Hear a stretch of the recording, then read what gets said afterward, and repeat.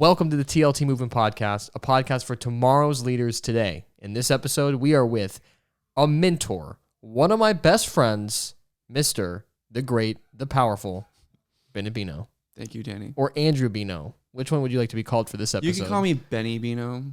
Okay, let's just dive right into it.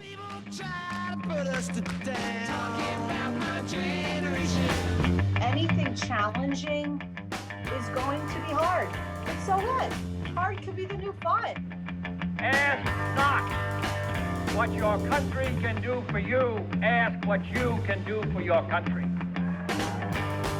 Who's going to carry the boats? Endeavor to persevere. If you want to be a good leader, you have to understand human nature. I never look back then. It distracts from the now. All right, we're back, and this is the first time I've utilized the soundboard, but I think it's going well. I love this setup. Yeah, this is really fancy, right? All right, well, we are here with Benet Bino. He is a very unique young man because he is 23 years old. He's in a band. Mm-hmm. He is a personal trainer at the nicest gym I've ever attended in my life, and he's huge. He's a full-grown size man. I'm still growing. I'm 23 too, but I think I'm even older, but I'm still sprouting. Hopefully. I think you look great, Danny. Hey, I'm thanks. happy that when I gave you a training protocol that you did it. You're one of the few people who actually attend those. Yes, I am attempting to become the best version of myself. But we're not going to talk about physical fitness today. That could be a whole nother podcast. And maybe it will be. But in this episode, we're going to talk about music and frequencies and how they affect our brains and bodies, especially as young people. And a lot of people that watch this show, they're teenagers, young adults, and we can get kind of sidetracked and go into some different avenues of music. There is a lot to it. The first module that I ever got to teach at TLT was the one on music. I don't have all my resources here, but we could look some stuff up. Okay. But I realized in my young age that the type of music that I listened to greatly affected my thoughts. And as you know, your thoughts become your actions, your habits, your character, and your character, your destiny. That's one of the things that we like to teach. So going into that, if you are going to shift your character, you do kind of have to guard your heart. And that's a principle that I learned pretty young. So yeah, let's talk about some of the music. I used to listen to a lot of like hype music. Like you kind of went from kind of like EDM to electronic rap. dance. Yep. Or anything, the mainstream music industry, they tend to be really good at like getting songs that get stuck in your head really quick, but they kind of get old fast. So I kind of got into just kind of bounce around from like the biggest hype music that there was. Also, I was, I feel like substances in my youth kind of really fed into that you could kind of get in like a trance in music. And then I realized that it kind of affected my paradigms and that there were, I feel like there were kind of personas linked to music. So I noticed that, rap kind of has like a haughtiness to it, kind of like a little bit of arrogance about it. I don't want to speak too broadly about it. I'm just saying kind of in general that you can hear it, that if you listen to it, you probably noticed it. If you listen to metal, you may have come across some anger, right? A little bit of, there's like the kind of the punk, anti-state, stick it to the man kind of stuff. Pop kind of has this almost generic, throwaway relationships about it. A lot of love songs, a lot of romance songs. If you really look into it, you kind of look into some of the themes of it, and it's not always conducive to what I would call like leadership or spiritual growth. I know a lot of people like to make me out to be prude, so we'll be in a car and it's not even like language. It's not even just about language. It's about like the themes of it. It's about the actual music itself, like the actual beat to a degree. It's both. I think that it's both. Some people be like, well, I listen to music for a beat. And then I realize like certain stuff, like I think something that's getting really popular is we're learning about dopamine and this idea of that you can kind of go through this dopamine burnout and kind of seek like highs from music. And I think that kind of bleeds into other areas. So as you seek like one type, you're going to go into more and more. And there have been studies with music therapy about how it affects. I don't know too much about the music therapy. I do know that it tends to be more like classical kind of calming stuff for trauma and PTSD. But it's just always been something that's fascinated me. There are some studies, and you're free to go look these up yourself, of people speaking to plants, people speaking to there's one particular experiment where they had these jars that had rice in them, and they wrote a note next to it: "I hate you, I love you," and they ignored it, and they did this control. And I know people who have done this, but you know, the rice that you say "I hate you" to will rot. Wow. And the one that you ignore will similar effects, but not as bad. And the one that you say "I love you" to will very slowly ferment. And that sounds so almost like woo-woo, but it's the more I live life, the more I learn that the power of words is real. Absolutely. It's so real. And what you feed yourself, your intake, your ear diet. Mm-hmm. So it's kind of a weird way to put it. It's but what you consume. yeah, It's consumption. it's what you're consuming. Because then you meditate on it. And It then matters, yeah. I notice with the rap, because I find myself enjoying rap Yeah, music, absolutely. and I do feel that arrogance. I feel like when I listen to rap, I'm the man, and it's Yeah. like Yeah, and you know, some of know. the students at the event asked me like, "Well, what should we listen to?" And I just told them like, "I don't really know." Like I'm more trying to instill the value of just mindfulness of how it affects you, because I know that certain songs, like, and I did trial and error with this because I had songs I liked to listen to, and I thought I was being a prude or maybe a little religious about it, but I realized like trial and error, I would take the song out, and then I wouldn't really have like for me, it was kind of like I'd have like kind of like a random intrusive thought, and as I would kind of clean up my music and my intake of what I was kind of indulging in or listening to or consuming, I noticed it would kind of go away, and I'd kind of like think and pray about it, and like, okay, no, surely not. It's not that one song or these songs or this playlist that I made. And I'd go back to it, and it would happen again. I'd be like, so I realized that what you meditate on, I've heard that your subconscious doesn't actually kind of discern between like negatives or positive. It tends to there's like energy behind it. Yeah, so More than like, because the rap music, it almost feels too obvious. It's like, yeah, if There's I'm some listening to explicit songs about drugs and shooting somebody, that's probably not good. But there's an energy behind it, and we're finding out more and more as the years go on how different frequencies affect H2O. And there's this video online that I found that we'll play on screen here, but it is of a speaker that has a bunch of like salt or sand on it, and they're playing different tones, and there's geometric patterns coming out of the sand, and it's like making patterns. And this is something that I feel like humans haven't really tapped into all that much. Now they have. Obviously, we manipulate frequencies first with the radio, and now with TV and the internet. I mean, these ones and zeros are just flying through the air, but the more I'm learning, the more I realize the air there's some energy there that it's flying through. It's a channel.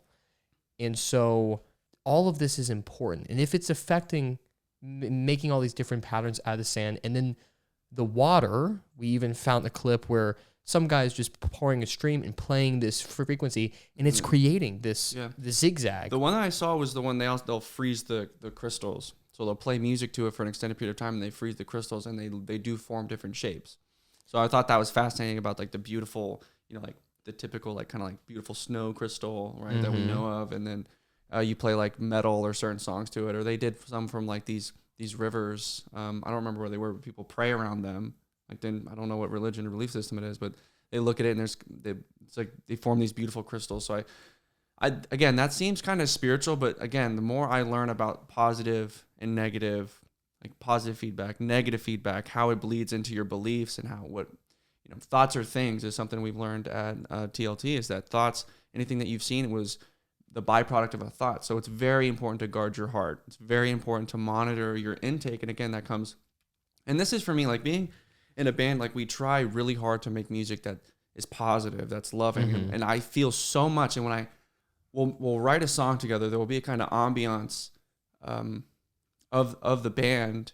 And when you listen to the song again, it takes you like right back there. And I feel like people will really feel that. Some of the songs that we wrote that are very reverent, I've gotten feedback about, asked, what was your favorite one? And the one where that's the most emotional that we've poured a lot into, that'll be the one that most people, kind of gravitate toward. Yeah, absolutely. So to kind of finish the thought on the water thing, if we can see in real time how different frequencies and sounds affect H2O, if our bodies are made out of 90% H2O or 75? I think your overall body's 70, but your brain is like 80, 90. Wow. So your brain, where all your synapses are, where all of your processing comes from. Imagine what that does to not even your conscious mind, but your sympathetic nervous system. Like I listen to music, I get really hyped up, and we're learning a lot about, again, dopamine and cortisol and serotonin, these happy chemicals that are produced in your brain. And if you imagine just constant stimulation, so a lot of people, caffeine, some people, there's actually medications people take, imagine this constant, if there's no point is balance. You want to apply balance in everything, and you would take that to music as well. And another thing as far as just the conscious side of music and being mindful of the lyrics, I think what I was trying to say earlier was that your subconscious will pick it up. So as much as you want to listen to a song for the beat and kind of ignore the lyrics, words, it's definitely there, even if it's just a spark when you realize it. And something that I've learned over the course of my life is a metric of good character is not just in what you condone or approve of, but what you don't condemn. So it's not just about I approve of really happy things or I like those good things. It's about kind of taking a stand in little areas of your life, and it starts to kind of compound. I think music is kind of one of them. I feel like when you compromise these things that you consume, you don't speak against it in any way. You're kind of supporting it in a way. I mean, there's a passivity there that kind of, I feel, and this is my conscious, and I feel like as these leadership programs that we do, we try to be mindful of every facet of our life. And I don't, my conscious kind of kicks in when I personally listen to certain songs. I try to instill the mindfulness in others as well. Because like I said, there's kind of a persona about songs, and you kind of have to look at it and know what kind of character do you want to have. And I did it again recently where I kind of went back and I was a little loose, kind of compromised, and went to some of the music that I used to listen to, which was like heavy Slipknot. I got subs in my car, so I started listening to some stuff that kind of hyped me up again. And I realized I could feel the energy of it. I could feel how it bled into. There was a not to mention when you compromise one area, and this isn't just about like the music and its effect, but compromising one area, there's a slight disinhibition there where you start to compromise in other areas. And I saw that a little bit. It's a microcosm. Not saying it defines you in every single way. Yeah, I think it would vary from individual to individual, and you got to kind of look at your playlist and feel it out a little bit, see if the music is affecting you in a way. I know for me, the most connected I feel to God is when I wake up and right in the AM, I'm playing worship music and I'm hanging along. The rest of my day, it sets me up for success. It sets a tone. For sure. Yeah, again, not to speak in absolutes completely, but I would say just to instill in yourself a mindfulness about your intake in music is a big one. And I just guarantee you that if you kind of soften your playlist or at least balance it out where you're not, even if it's just a dopamine like hype thing where you always seek the next hype music, you kind of run through songs too.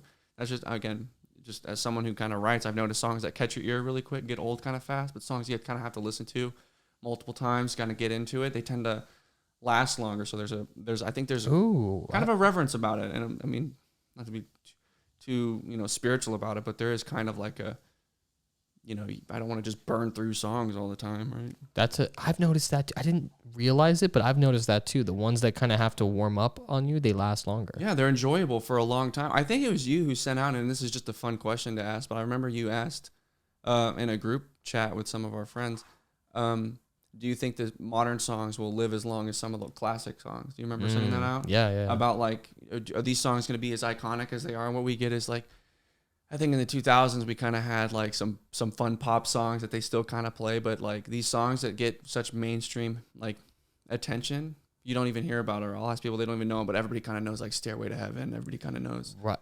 Yeah. Let's go back even further. Mozart, Beethoven, yeah, absolutely. All these classics that for some reason, hyper successful people, they listen to that music and they attribute their high level of brain function a lot to this music intake, and nobody's really able to explain that, and that's been around for hundreds of years. There's kind of an intellect to it. Maybe your subconscious has to kind of work it out because it's not repetitive. Right. It's not like this hype tribal drum, like bass drum stuff that kind of hits you real quick. It's stuff that you kind of have to listen to and really let your mind, you kind of have to meditate on it, but it affects you in a very unique way. Just really do that. That'd be a fun experiment for anybody listening. Go through your playlist. And we did this at the event. we played some really heavy metal and we played some soft and just watched kind of the atmosphere shift. And that's not even talking about the lyrics and what you're maybe the character side of what you listen to and the seal of approval that you're kind of putting on stuff that could be crass or hateful. You know, because you are supporting it. I know it's not, again, people call me prude for that, but I don't really care. It's one of those avenues, and it's the slow fades that tend to kind of slowly chip away at character. And that's one where I feel like putting the seal of disapproval on actually it's a kind of small microcosm honorable thing to do. I've noticed when I'm at the gym, I find myself feeling like I work out harder if I play like some kind of alternative little punk type rock and roll type music. What can I do to like kind of? Again, I wouldn't tell you because I have some alternative, but it's like alternative rock. But I kind of check the lyrics, kind of look into the band a little bit to see where they are. Another thing, I think there's some groups that are explicitly bad, and they have songs that are kind of more chill. And I think there's artists. I think Switchfoot. I don't know if you've ever heard of that I think band. Switchfoot's cool. I think they sound rock and roll, but they are Jesus honoring Christian songs that I like. Yeah, I mean, like I said, I kind of look into them. And then there's kind of just to kind of bring this up, it was just food for thought, but would you listen to songs that are from an artist that has songs that you highly disapprove of? If they have a kind of more chill one, would you listen to the... So for me personally, like one artist on the top of my list is Little Uzi Vert. I can't, no matter what, I will not listen to a song with him on it or with him in it because he is so openly evil. Like he almost brags about the fact that he's evil. And I don't like that. Yeah. I don't, because his music is, it sounds good, but like... Yeah, no, I know. But like, there's definitely bands like that I like enough of their songs that if I was not kind of feeling like I was approving some bad character, I would be talking about them. Yeah. I'd be like, this is one of my favorite bands. I like 7 of their songs. Like, enjoy them. But that's me. I think there's from a leadership standpoint, I think that there's a mindfulness that has to be taken in. Because I think of the things that can happen when people have encounters or paradigm shifts, I think the songs that you play, literally that stimulus can kind of pull you back into a mindset that you were maybe discontent with. So I also talk about this when, I've mentored at, TLT, and I've gone to other camps and stuff. And when I talk to people about like, hey, these moral shifts that you're making, this direction that you're going in, be mindful of reassimilation and the things that can pull you in music, social media, even with health and fitness, like food. These things can kind of pull you back into a lifestyle that we necessarily don't want to live in or isn't conducive to our spiritual growth. And I think, music is one of the highest for me. I'm very meditative. I have a workout ball that I'll just kind of like bounce on, I'll listen to. So maybe it's a little different because I know some people it's just kind of in the back or it's just when they lift and they're very distracted. But me, it's like meditative and I'm I'm not going to say a trance, but I'm really feeling the music. I'm really listening to it. I'm really enjoying it. And that's when I feel like I'm a little more in tune with it and I can see the effects of it. I got to say, when I listen to music from like when I was like 16, so like 2016 era, it really does bring me back to that time where the nostalgia. It's like I feel like I'm there again. Or even recently, I was at this event and this song played, and I was dancing with a bunch of people, and we were having so much fun. Yeah. And now I'm like, oh, I want to play that song again. And every time I do, I'm like, it brings me back to that same mindset, being like, life's good, everybody's nice. Yeah. No, and I would even dare to say that with the persona that's on music. So I remember, again, some of these are anecdotes, but it still, to me, applies. I saw this girl, and she was in high school, and she was very kind of isolated, wore a lot of black, and I just felt like I could kind of say what she liked. And then later she wore a shirt that was like, the genre was like Avenged Sevenfold. I'm like, yeah, I could have guessed you remember me, a little metalhead. I think a lot of people listen to rap. That's a pretty cliche, easy one, but there's certain people that have there's almost like a ditziness about pop. Like pop music tends to be very again, it catches you really quick. So it's kind of easy. It's a little cheaper and easy. And also it gets very cliche. I've learned a lot about it. Like movie studios, when they do scores, like if I asked you to sing, like hum the theme song for the new Thor movie, you couldn't do it. I Nobody, could you not. probably have seen it and you couldn't do it. Why? But if I said like Indiana Jones or or Star Wars, like they had these scores, but it became cookie cutter. And I've this guy that I listen to, his name's Rick Beato. He like kind of breaks down music. He was talking about it's like it's become cliche. It's cookie cutter because ominous music, it's ominous. And there's also like a patenting, and there's a patenting thing going on with some of these where they can't have the same emotional score, so it just becomes predictable. But it's really hard to make scores. It takes a lot, but it's also risky. So a lot of mainstream stuff has become very cookie cutter, and it's kind of a shame. I think a lot of bands that are really talented aren't getting recognition, as well because of the just the nature of the industry. But that's a whole other conversation. Let's kind of get into that a little bit. Let's talk about the industry. Why is it that so many of these artists are Overtly bad? Yeah, or like, just in their own personal lives. Like there's a lot of talk of like how certain artists sell their souls to the music industry. Yeah. And do you believe in that? I think I feel like there's drips of kind of like occultism and some mainstream stuff but it's always like you kind of have to look for it. You kind of, some of it's really explicit, like even if it's not explicitly dark, they do kind of point to, like who? Billie Eilish for one. And it's sad, again, she was the one I was talking about because I think she's really talented, and it's hard to not like some of her songs. And I listen to these other ones and there's so much angst and depression to it, and it's like, again, you want to talk about positive affirmations and what we think and speaking things over ourselves. I think when you sing songs, when it's in the first person and you're singing I and me and you're humming I and me, there's like one that she did and it's getting really classy. It's called TV, but at the end it's like, maybe I'm the problem. They just chant it at the end for a long time. And I was like listening to it. I was like, again, I'm more mindful, but if you're not mindful and you're just kind of humming, that was what I was trying to say earlier about your conscious, your cognitive mind, your intuitive mind, your heart, if you will. There's different belief systems on your cognitive and intuitive mind, but you have this heart and then you have like your mind, right? Or you have your cognitive brain and your intuitive brain. And your intuitive heart, like it doesn't discern as well, right? So you'll chant this thing, and I think you have to ask yourself, when you see people and they kind of fit the archetype or the persona, is it because they're already that way, and they're being drawn to those things, or is that thing turning them into it? And that's something I ask. It could be a little bit of both. I think it is both, but I also think it definitely feeds it. I think it definitely feeds those, again, these attributes within yourself. So I try to gravitate towards the more positive, loving. Again, I can't tell people what to listen to if it doesn't affect them or they're very intentional in other aspects of their lives, not to negate everything I just said and said, oh, well, it doesn't actually matter. Be mindful of it. But again, I'm not pushy about it. I just know for myself, I have convictions about what I feed myself and what I allow in my heart, mind, and soul. Whatever you want to call that, or whatever you're. What do you think is a really good genre that has positive vibes behind it? That, like, I like music from the 70s. Yeah, isn't it kind of neutral? That was before the generation be kind of.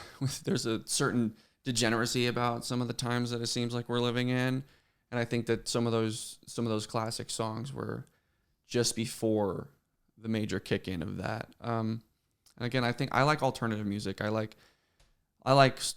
Young the Giant. I like Cage the Elephant. I like, it's not like I'm not like super sheltered about what I listen to. I just try to be mindful when it's explicitly bad. Again, some of the you talk about the frequencies, it does kind of affect your mind. So when I'm trying to be reverent and holy, I'll listen to worship or classical or, and just instrumental music. But it also affects the way you write. And that's another thing when I'm realizing what I listen to affects what I produce and what I find acceptable. Again, like the morality behind it. It kind of feeds into art. Yeah, absolutely. I was reading this book on psychology, and they talk about your cognitive and your intuitive mind, and one would be like considered your heart, and one would be considered your mind, which would be the voice in your head, the consciousness, and how the heart, the emotions. This is where you get like your desire for like food, sex, a lot of emotions, passions. Like people might be depressed from their intuitive mind. Is that your intuitive mind cannot discern. What your cognitive mind, I think it tends to just kind of feel. They call it like the elephant in the rider is one of the terms that they use for that. And I think where your cognitive mind goes, your intuitive mind follows. So if you're singing along with depressing, kind of angsty, angry, haughty, or arrogant, your heart will kind of feel that. So Yeah, your subconscious mind doesn't know the difference between what's real and fake. It just hears what you're saying and then goes, oh, okay. yeah, and it bases kind of these emotions and passions and feelings on that. So that's why I try my best to filter through with what I feel like, you have more control over, like your cognitive thoughts, right? I try to discern and use that as a filter to what enters my heart. 'Cause I don't want to go numb, right? I don't want to be overstimulated and go numb. I don't want to, from the abundance of your heart, your mouth speaks kind of thing. I don't want to fill in my core and my being things that are displeasing to my God, or that would again do damage or just cause me to not be the lead. Create an overflow to actually affect other people's lives. Yeah. You're going to influence people regardless. It'll be positive or negative. So I want mine in my leadership and the people that I have my ambit, my sphere of influence, the people that I'm around, I want them to be blessed by what I've allowed into myself. If I had to emphasize anything, I would say be mindful of what you consume. Again, I'm not going to tell you, what you can and can't listen to, but I think it warrants some thought. Your thoughts become your actions, your habits, your character, and your character becomes your destiny.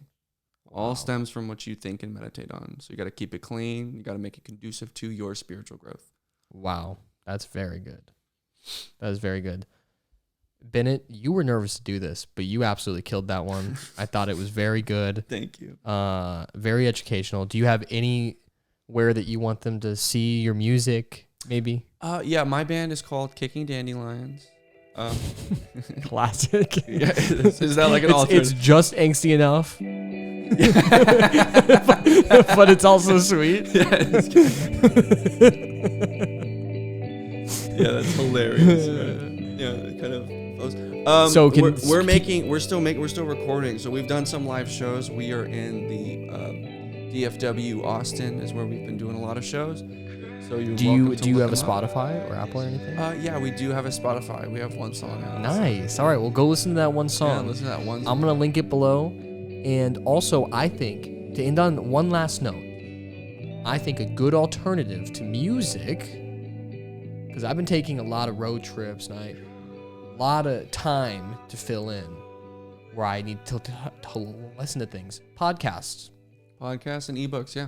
Podcasts and audiobooks are a great alternative to feed your mind with some positive things and slow that dopamine down so that you're not mainstream lined with some good that's beats. Designed to pull you in. I feel like podcasts are a little more selective to topics and things. There's a niche to it, so if you're trying to learn something, I think, and they also tend to be more articulate and educational, obviously. Yeah, and if you learned anything from this episode, leave a comment down below. What was your favorite part?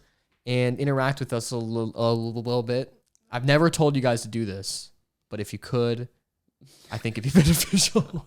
Share it with a friend. Get this podcast out there. Absolutely. 2023, this is the year that we step it up a notch and we give you guys some good content, and we hope that you subscribe and follow us on Spotify and Apple. Thank you so much. Generation.